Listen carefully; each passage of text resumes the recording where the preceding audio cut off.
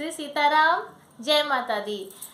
चैत्र नवरात्र 9 अप्रैल दिन मंगलवार से प्रारंभ हो रहे हैं। नवरात्र के दिनों में माता दुर्गा के 9 स्वरूपों की विशेष रूप से पूजा अर्चना की जाती है।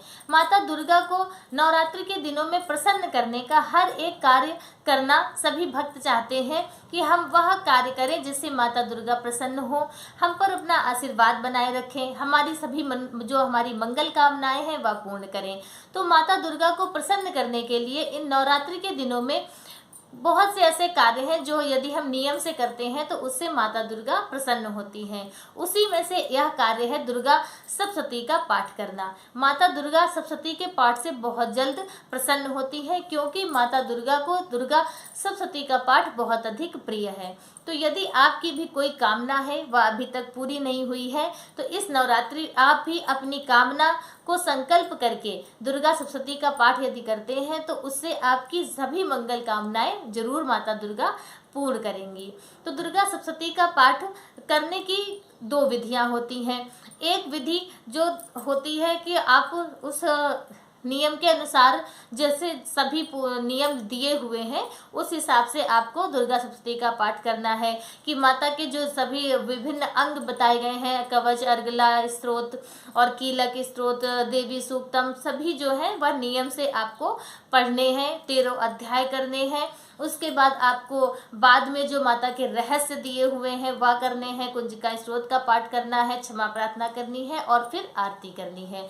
एक तो नियम यह होता है। दूसरा जो सूक्ष्म और सरल विधि के अनुसार करते हैं, जैसे कि हमारे पास समय नहीं है और हम पूरा 13 अध्याय रोज नहीं कर सकते हैं तो उसके लिए भी यह सूक्ष्म विधि बताई गई है। इसके अनुसार भी यदि आप दुर्गा सप्तशती का पाठ करते हैं तो भी आपको माता दुर्गा प्रसन्न होकर आपकी सभी मनोकामनाएं पूरी करेंगी और आप पर अपना पूरा आशीर्वाद बनाए रखेंगी।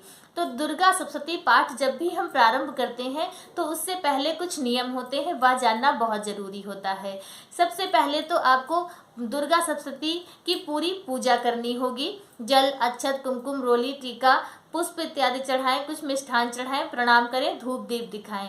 उसके बाद पुस्तक को कभी भी हाथ में लेकर नहीं पढ़ना चाहिए। या तो आप जहां माता जी विराजमान है उस चौकी पे यदि जगह है तो वहां पर रख कर पढ़ लें, या फिर जो पुस्तक रखने वाला लकड़ी का स्टैंड आता है उसमें रखकर आप माता दुर्गा सप्तशती का पाठ प्रारंभ कर सकते हैं। हाथ में लेकर कभी कोई ग्रंथ नहीं पढ़ना चाहिए। एक जल का पात्र होना चाहिए। जब भी आप पाठ करेंगे तो विनियोग शब्द आता है। जब विनियोग प्रारंभ होता है तब हम उसे हाथ में जल ले लेते हैं और जब विनियोग पूर्ण होता है तो उस जल को छोड़ दिया जाता है। जब भी आपका एक अध्याय या एक अंग आपका पूर्ण हो उसके बाद भी जल छोड़ना चाहिए। यह नियम होते हैं सप्तशती पाठ करने के समय के। और उसके अलावा है कि जब सप्तशती का पाठ हम पढ़ते हैं तो बहुत धीमी आवाज में नहीं पढ़ना चाहिए। बहुत लोग तो मन में ही पढ़ते हैं, तो मन में बिल्कुल नहीं पढ़ना चाहिए, उससे आपको बिल्कुल भी कोई फल प्राप्त नहीं होगा। दुर्गा सप्तशती का पाठ शुद्ध, स्वच्छ और बिल्कुल स्पष्ट शब्दों में पढ़ना चाहिए। यदि संस्कृत आप अच्छे से पढ़ लेते हैं तो आप संस्कृत में पढ़िए, नहीं तो आप हिंदी में ही दुर्गा सप्तशती का पाठ करें, क्योंकि माता भाव ही समझती हैं, भाव की भूखी हैं। भाव से आप चाहे संस्कृत में पढ़ें या हिंदी में पढ़ें, माता आपके भाव को समझती हैं और आप पर अपना आशीर्वाद और पूर्ण फल जरूर आपको प्रदान करेंगी। तो जब यह तो नियम हो गए दुर्गा सप्तशती पाठ प्रारंभ करने के। उसके बाद आपको कौन कौन सी चीजें हैं जो रोज पढ़नी है। तो दुर्गा सप्तशती पाठ करने की सरल विधि यह है कि सबसे पहले आपको दुर्गा सप्त श्लोकी का पाठ करना है। प्रथम दिन का यह नियम है। दुर्गा सप्त श्लोकी का पाठ करने के बाद देवी कवच, अर्गला, कीलक का पाठ करना है। दुर्गा अष्टोत्तर का भी पाठ अगर हो सके तो कर लीजिए, ज़्यादा अच्छा होगा। दुर्गा अष्टोत्तम दुर्गा माँ के 108 नामों का जो पाठ होता है वह भी कर लें। और कीलक करने के बाद फिर रात्रि सूक्तम आता है। यदि आपके पास समय है तो कर लें, अगर नहीं है तो आप अर्गला कीलक के बाद अपना अध्याय प्रारंभ कर सकते हैं। तो उसके बाद आप अपना अध्याय पढ़ें। अध्याय जब आपका पूर्ण हो जाए तब आपको यह इस बात का ध्यान रखना है कि जब अध्याय पूर्ण होता है तो उसके नीचे इति और संपूर्णम लिखा होता है, तो यह दो शब्द आपको नहीं बोलने हैं। शास्त्रों में इन दो शब्दों को बोलना वर्जित बताया गया है। इति की जगह पर आप जय बोल दें और संपूर्णम की जगह पे आप समर्पण बोल दें कि यह जो मेरा पहला अध्याय है यह हम माता दुर्गा के चरणों में समर्पित करते हैं। हमारा जो तीसरा अध्याय है, जो अध्याय आपका पूर्ण हो उसे आप माता दुर्गा के चरणों में समर्पित कर दें। तो संपूर्णम की जगह पे समर्पण आपको बोलना है। इन दो बातों का ध्यान रखिएगा।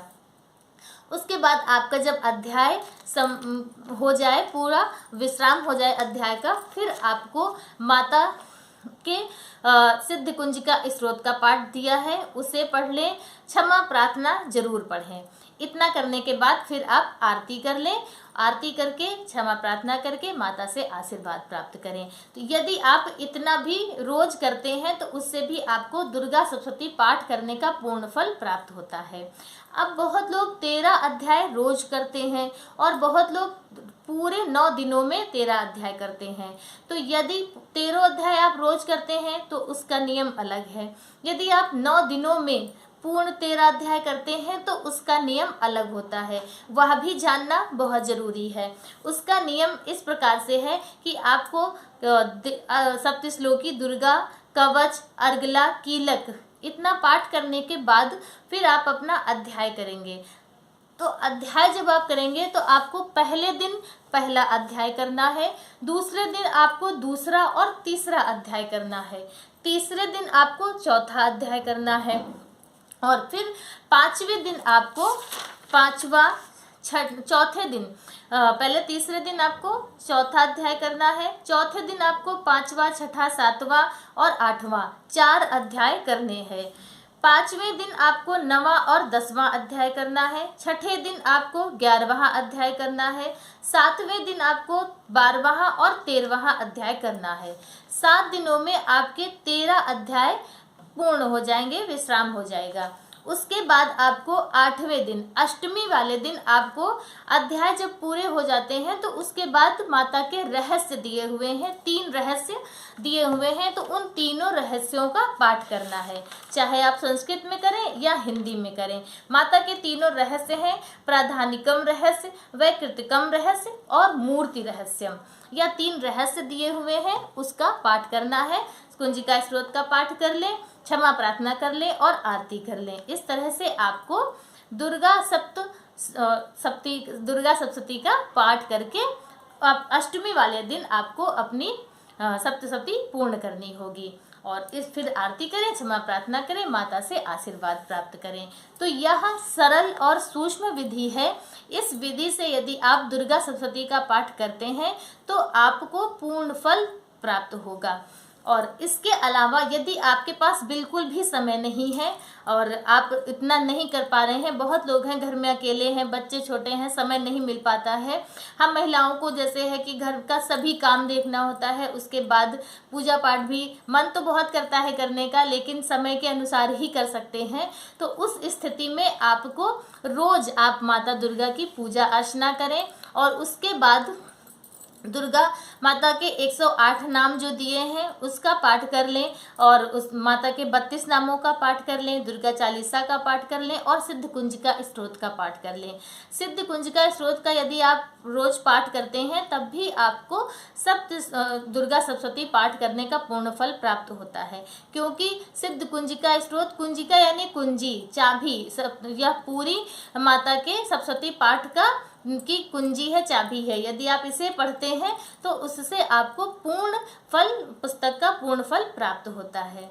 तो आज का वीडियो मेरा बस इतना ही। मेरा वीडियो आप सभी को कैसा लगा कमेंट करके ज़रूर बताएं और कमेंट बॉक्स में जय माता दी का जयकारा ज़रूर लगाएं। मिलते हैं दूसरे वीडियो में दूसरी जानकारी के साथ। तब तक के लिए जय माता दी, श्री सीताराम।